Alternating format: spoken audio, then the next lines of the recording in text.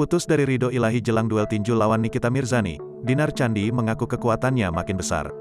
Pertandingan tinju Dinar Candi melawan Nikita Mirzani tinggal menghitung hari. Keduanya dijadwalkan akan beradu strategi pada Minggu, tanggal 12 Juni tahun 2022 mendatang di Holy Wings Sports Show, HSS.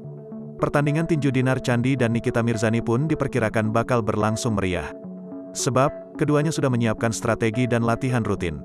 Bahkan, Dinar Candi sesumbar akan membuat Nikita Mirzani babak belur karena pukulannya.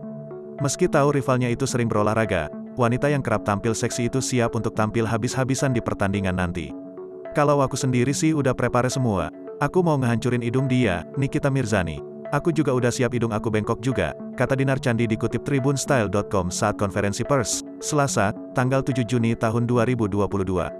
Terlebih, Dinar Candi saat ini baru saja diputuskan oleh ridho ilahi. Karena hal itu Dinar yakin kekuatannya akan semakin bertambah untuk melawan Nikita Mirzani.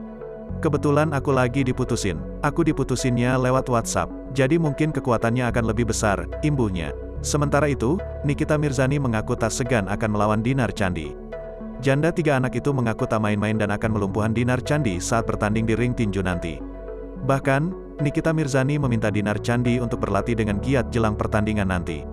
Melihat aksi Nikita Mirzani itu, Dinar Candi menduga mantan istri dipolatif itu khawatir pertandingan bakal berakhir tak imbang karena dirinya kurang latihan. Dipikirnya aku enggak latihan, maksudnya itu, kan, kami pasangan, di atas ring, takutnya baru gue tonjok sudah langsung KO begitu, ucapnya.